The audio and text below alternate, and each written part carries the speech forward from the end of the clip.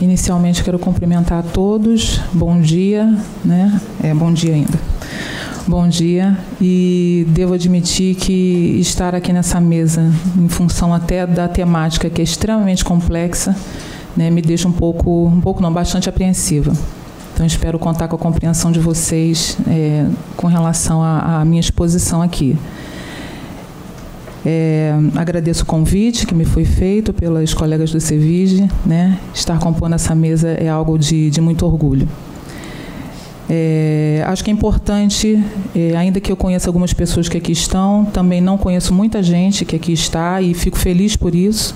Eu acho que a cada renovação de público é importante, né? Sinal de que está se replicando a ideia de sentar para refletir, para conversar, para entender o que se trata a respeito da temática de adoção, destituição do poder familiar e, no caso aqui, as políticas sociais.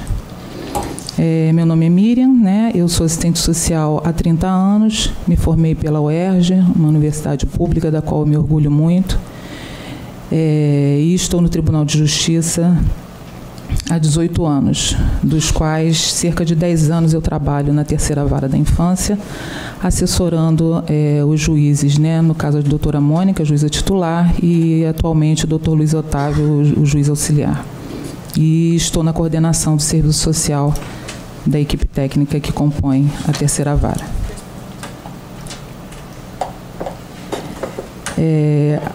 Quando a gente trata do tema adoção, e aí baseado, né, na legislação pertinente, é importante se ter a compreensão de que o Instituto da Adoção ele encontra-se garantido, né, pelo Estatuto da Criança e do Adolescente, onde no artigo 19, no artigo 19 está bem claro que é um direito da criança e do adolescente ser criado e educado no seio de sua família e, excepcionalmente, em família substituta, assegurada a convivência familiar e comunitária, em ambiente que garanta o seu desenvolvimento integral. Por isso eu coloquei ali, né, excepcionalidade da adoção. No seu parágrafo 3º, quando diz que a manutenção ou reintegração de criança ou adolescente à sua família terá preferência a qualquer outra providência, caso em que será incluída em serviços e programas de proteção, apoio e promoção. Já no artigo 39 do ECA, apresenta que é uma medida excepcional e irrevogável.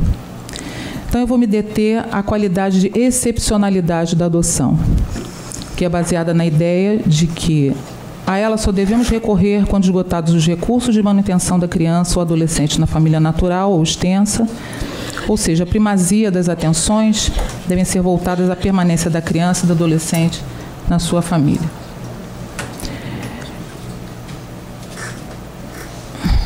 Acho que eu passei demais, mas enfim. Voltando a mesma coisinha aqui. É isso mesmo. Bom, destituição do poder familiar. Então, o poder familiar é visto, então, como um conjunto de direitos e deveres que possuem os pais em relação aos filhos, com a finalidade, então, de protegê-los. No artigo 22 do ECA, diz que aos pais incumbe o dever de sustento, guarda e educação dos filhos menores, cabendo-lhe ainda, no interesse de cumprir e fazer cumprir as determinações judiciais. Isto posto, podemos considerar que a perda do poder familiar é a decisão, então, mais grave imposta às famílias que faltaram com estes deveres para com seus filhos. Família. Se estamos falando de poder familiar, é interessante dividir com vocês o nosso entendimento de família, ou seja, é um espaço de proteção social que possibilita a troca de afeto e sentimentos, ideias, experiências positivas e prazerosas, mas também pode ser um sinônimo de tensão e conflitos, principalmente no contexto de uma sociedade capitalista, excludente e seletiva.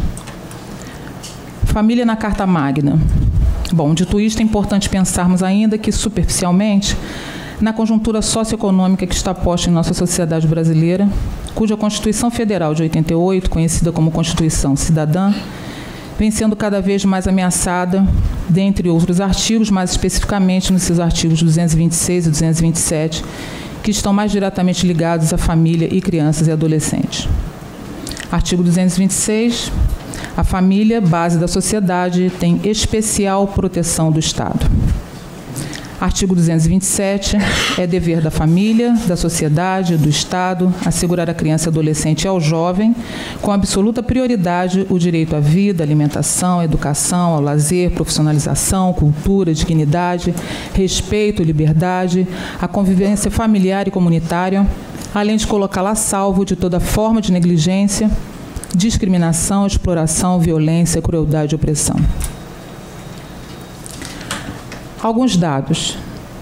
54,8 milhões de pessoas vivem com menos de R$ 406 mês. A pobreza subiu de 25,7% para 26,5% em um ano. 14 milhões de desempregados. Nesse contexto, as famílias são, na grande maioria, monoparentais, formadas por mulheres negras e pardas, com uma prole de até 14 anos de idade, na qual a incidência de pobreza sobe para 64,4%. Pensa, então, que não tem como tratar das temáticas propostas e desses parâmetros legais de maneira consequente, sem considerarmos que vivemos numa sociedade desigual, e aí apresentamos esses dados do IBGE.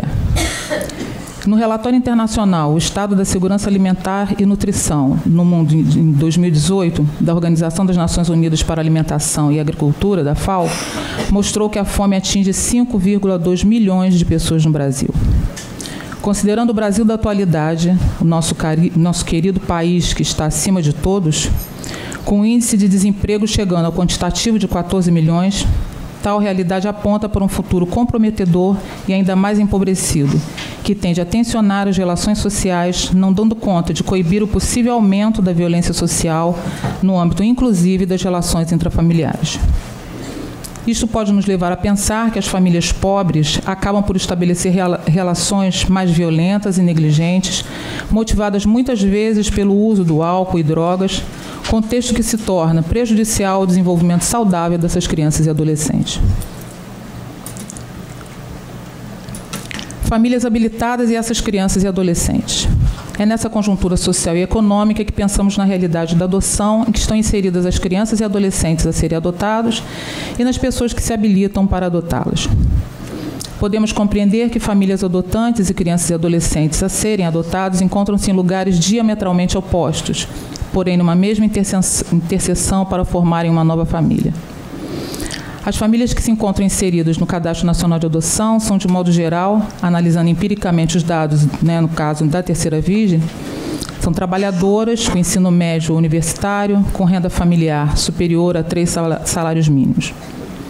Em contrapartida, as crianças e adolescentes inseridos nesse mesmo cadastro, ou aqueles que se encontram com a situação jurídica em andamento, ou seja, cujo poder familiar e seus responsáveis legais ainda não foram destituídos, mas encontra-se suspenso, são, em sua grande maioria, oriundos de famílias em condições básicas de vivência bastante fragilizadas. São empobrecidas, desempregadas ou subempregadas, com saúde, alimentação, habitabilidade, educação e outros direitos sociais negligenciados e quase que negados, embora a Constituição Federal imponha o contrário.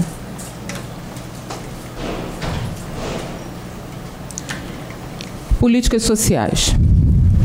Nessa intervenção, buscamos uma definição básica para o entendimento sobre o que são políticas sociais e encontramos a seguinte. São políticas públicas destinadas ao bem-estar geral da população, mas com caráter distributivo, destinado principalmente às camadas de menor renda da sociedade, em situação de pobreza ou pobreza extrema, visando principalmente o desenvolvimento econômico, a eliminação da pobreza, a redução da desigualdade econômica e a redistribuição da riqueza e renda. Que família é destituída do poder familiar? Não podemos deixar de retomar ainda que brevemente a nossa fala inicial, ressaltando agora uma das características das famílias que tendem a ser destituídas, ou seja, são famílias pobres, em sua maioria formadas por pessoas negras ou pardas, tendo à frente as mulheres. Essa negritude pobre é oriunda da herança de 131 anos da abolição da escravatura, recente história da escravidão brasileira, que sancionou a liberdade de escravos e escravas, porém sem que qualquer tipo de intervenção estatal, através de políticas públicas a esta massa, fosse implementada, uma vez que estes seres ainda não eram sequer vistos como pessoas à época. E o maior e crescente número de mulheres responsáveis pelas famílias pode estar baseado na ideia socialmente construída de que cabe à mulher ser mãe e responsabilizar-se pelo cuidado da prole, além da irresponsabilidade paterna, que muitas vezes ainda é naturalizada. Lembramos aqui a campanha do Conselho Federal de Serviço Social e os conselhos regionais, cujo tema desse ano é "Se cortam direitos, quem é preta e pobre sofre primeiro". Então, ao falarmos de adoção, destituição de poder familiar e políticas sociais, nos vemos diante de um quadro complexo que podem contribuir para explicar um pouco por que tal conta do CNA não fecha. E daí decorrer do tempo, quase sempre pesaroso, que as famílias habilitadas para adoção aguardam a chegada de seu filho ou da sua filha. Essas famílias habilitadas, em sua maioria, buscam a adoção motivadas pela impossibilidade ou dificuldade de ter seus filhos de forma natural e, muito embora sejam trabalhadoras, muitas não reúnem condições financeiras suficientes para investir em inseminações artificiais, por exemplo, na tentativa de terem seus filhos biológicos e assim realizarem um projeto da constituição de uma família com filhos. Há quem diga que também é uma cobrança socialmente construída, né? Família com filhos.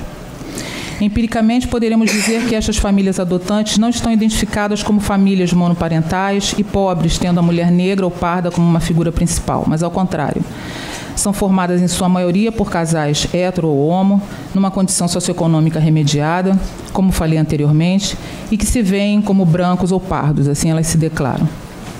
Tal fato pode nos dizer algo que explique um pouco o perfil da criança em menor número de adolescentes desejados para serem seus filhos.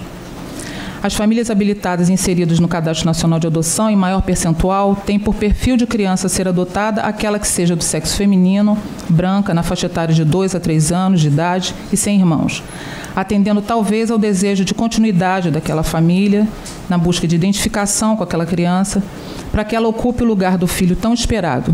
Condição esta que coloca as crianças e adolescentes reais existentes no mesmo cadastro em situação de maior dificuldade, demora e de quase excepcionalidade para sua inserção numa família, ou seja, da aplicação da medida protetiva da adoção.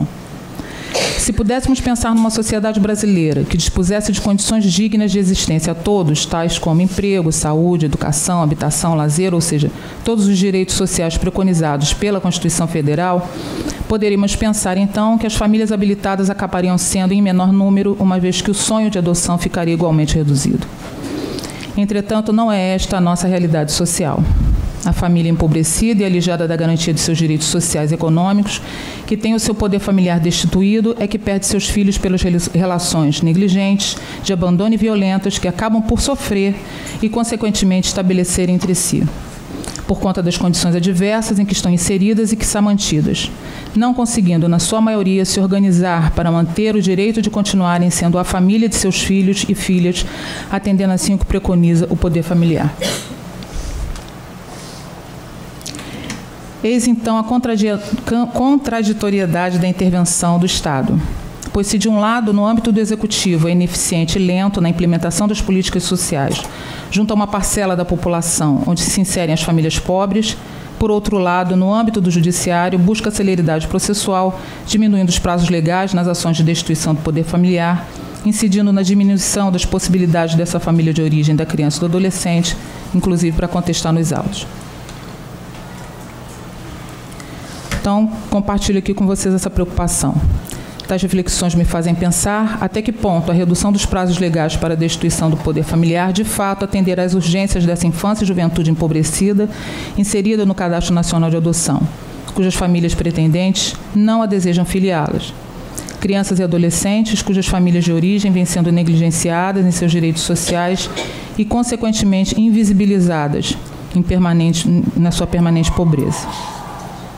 Era isso que eu queria compartilhar um pouco com vocês.